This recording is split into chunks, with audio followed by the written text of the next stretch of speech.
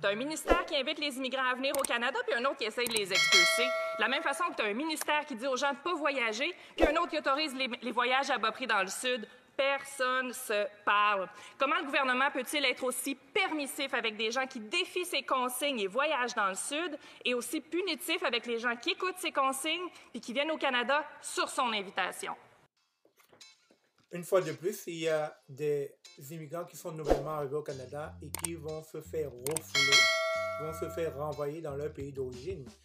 Et pourtant, ils sont arrivés avec leur statut de résident permanent. Ils ont bel et bien un visa d'entrée au Canada. Alors, qu'est-ce qui se passe? C'est ce que nous allons tenter de vous expliquer dans cette vidéo. Madame la Présidente, des résidents permanents se retrouvent dans une situation inhumaine à cause de l'incompétence du fédéral. Le gouvernement donne à des familles la résidence permanente. Ensuite, il leur donne un visa pour s'en venir au Canada. Ces familles-là quittent leur emploi, vendent leur maison, prennent l'avion, arrivent au Canada, puis là, ils se font dire par les services frontaliers « Retournez dans votre pays ». Le ministre de l'Immigration les invite, puis une fois rendus ici, le ministère de la Sécurité publique veut les expulser. Est-ce que les deux ministres peuvent se parler et enfin régler ce cafouillage inacceptable? Merci. Madame la Présidente, je remercie ma collègue pour sa question.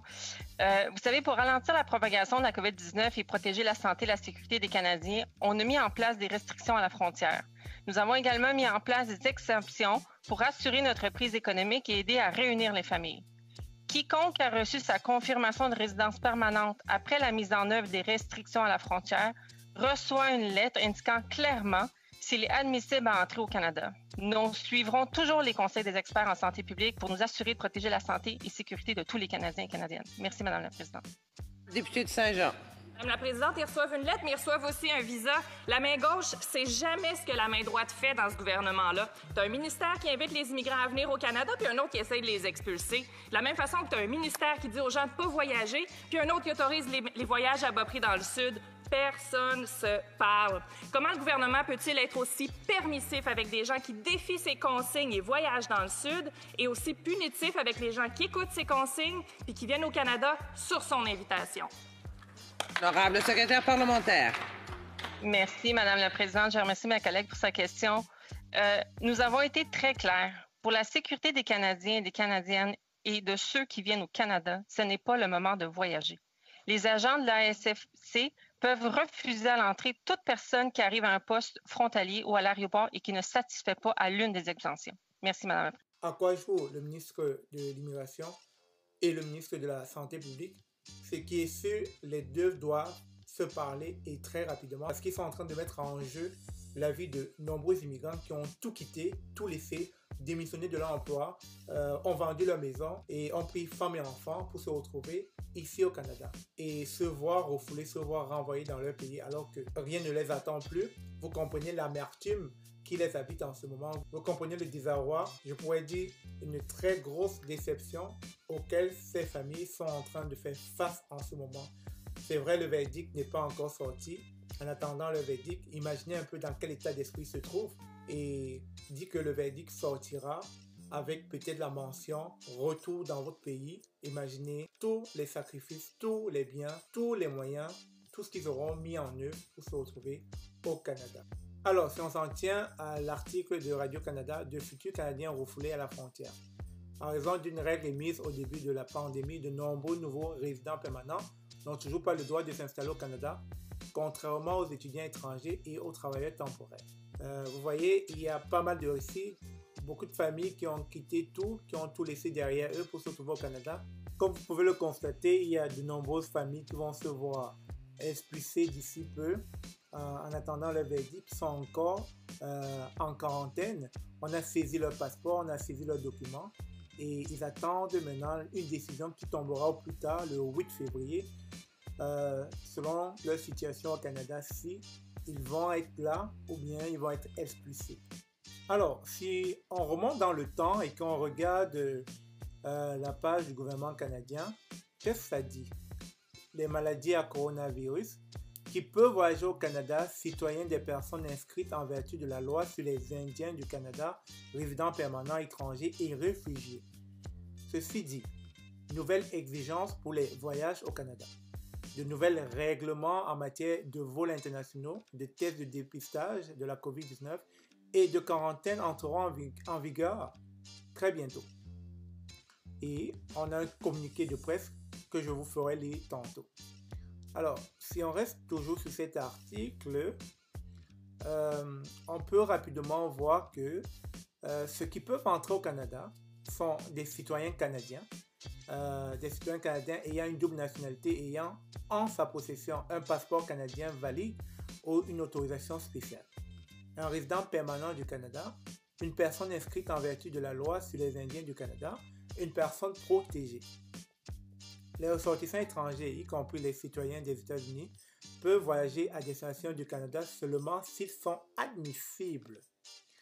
Les ressortissants étrangers pouvant se rendre au Canada pour être admissible à voyager au Canada à titre d'étranger, vous devez satisfaire aux exigences applicables établissant que vous êtes un membre de la famille immédiate d'un citoyen canadien, un membre de la famille élargie d'un citoyen canadien d'une personne inscrite en vertu de la loi sur les Indiens, une personne que l'Agence de la santé publique du Canada a autorisée à se rendre au Canada pour des motifs d'ordre humanitaire, tout autre ressortissant étranger.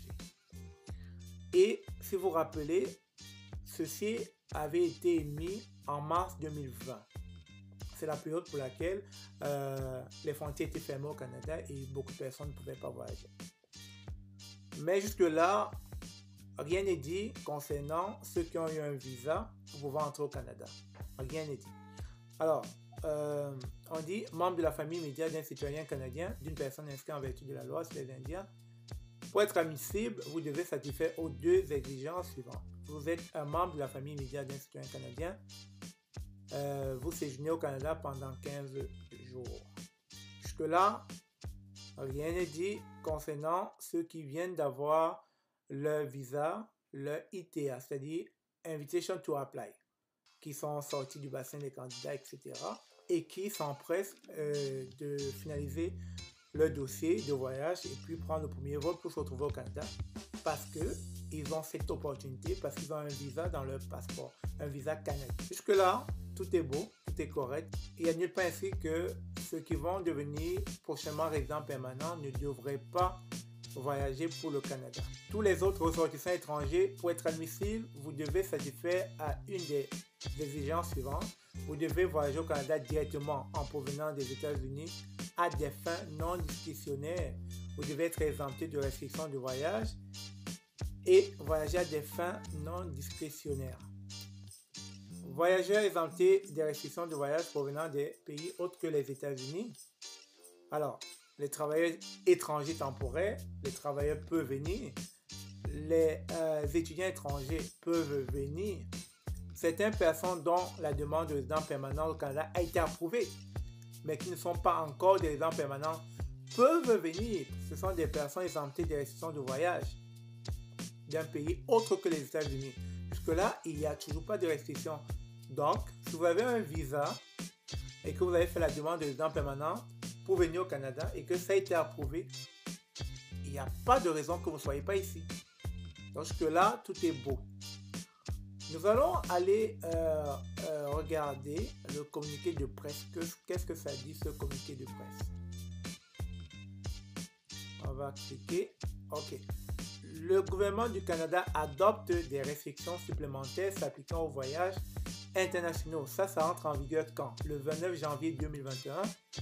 Et ça a été fait à Ottawa par le gouvernement du Canada. OK. Le gouvernement du Canada continue de prendre des mesures sans précédent pour protéger la santé et la sécurité des Canadiens en mettant en place des mesures pour prévenir l'introduction et la transmission de la COVID-19 et de nouvelles variantes du virus au Canada. Ça, c'est clair. On est d'accord avec. Aujourd'hui, le gouvernement du Canada a annoncé de nouvelles règles qui s'appliquent aux voyages internationaux et s'ajoutent à l'approche sur divers plans déjà adoptés à l'égard de la COVID-19. Et ces plans qui ont été adoptés, ça remonte en mars 2020, si vous vous rappelez du passage que je viens de lire il y a quelques minutes. Le gouvernement et les transporteurs aériens canadiens se sont entendus pour suspendre tous les vols à destination et au départ du Mexique et des pays des Caraïbes jusqu'au 30 avril 2021. Cette suspension sera en vigueur à compter du 31 janvier 2021. Jusque-là, les pays étrangers comme l'Europe, comme l'Afrique ne sont pas mentionnés. On va continuer à lire. Je ne vois nulle part où c'est inscrit que quelqu'un qui demande à venir au Canada en tant que résident permanent et qui a un visa d'entrée au Canada, qu'on ait mis quelque part qu'il ne devrait pas voyager, qu'il devrait être dans la restriction de voyager. Alors, on continue et on va voir les citations du ministre des Transports. Le ministre des Transports dit ceci: « La sécurité des voyageurs et de l'industrie des transports est primordiale. Notre gouvernement continue de conseiller fortement de ne pas entreprendre de voyages non essentiels à l'étranger. » Ça, c'est pour les Canadiens qui veulent aller à l'étranger. On les demande de rester au pays et de ne pas entreprendre des voyages non essentiels. Il a mis en œuvre de nombreuses mesures pour protéger la santé et la sécurité des Canadiens évoluant dans notre réseau de transport. Parce que l'honorable Omar Al-Gabra dit, le ministre des Transports. Ensuite, on a une autre citation du ministre de la Santé. « Personne ne devrait voyager en ce moment.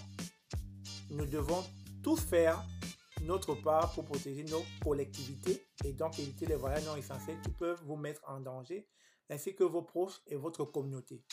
Les nouvelles mesures annoncées aujourd'hui serviront grandement à protéger notre collectivité. Le rehaussement de la conformité de la capacité de mise en application de la loi contribueront à protéger les Canadiens contre la COVID-19. Une nouvelle fois, ça s'applique aux Canadiens. Alors, on va finir avec le ministre de la Sécurité publique et de la Protection civile. Nous continuons de renforcer les mesures à la frontière qui sont déjà très fortes et ont été mises en place depuis mars 2020.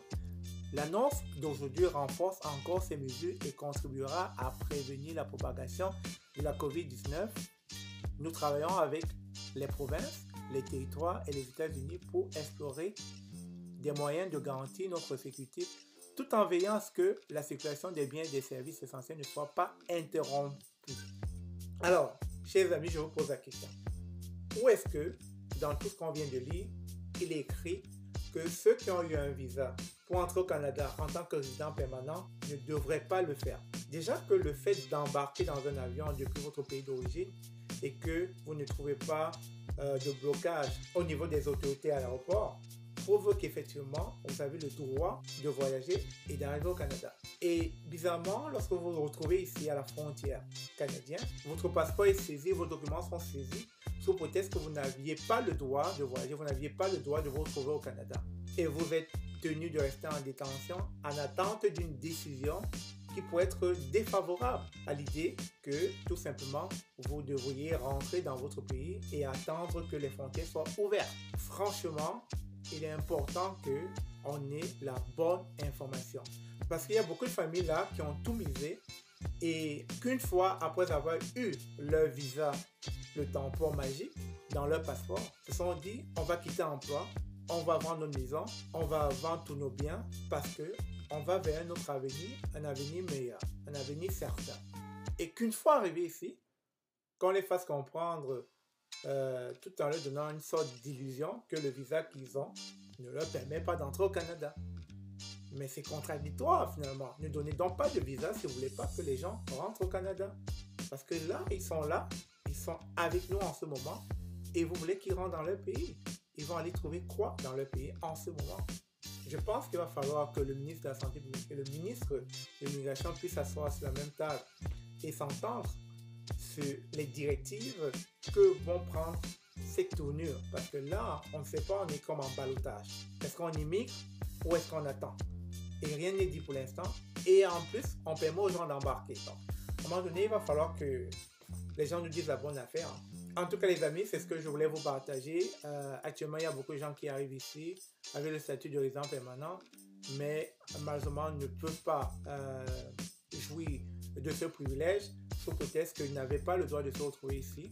Et donc, on va rester positif en espérant que d'ici le 8 février, une décision favorable tombera dans le sens qu'ils pourront rester ici. Si ça vous a plu cette vidéo, si ça a été instructif, je vous inviterai donc à me laisser des commentaires si vous avez trouvé cela intéressant et à partager parce que ça pourra aider plusieurs personnes qui en ce moment ont eu leur ITA, c'est-à-dire le Invitation to Apply, et qui sont déjà sur le bord d'embarquer ou bien sur le bord de se préparer à immigrer au Canada. Et pourtant, ce n'est pas le bon moment de voyager.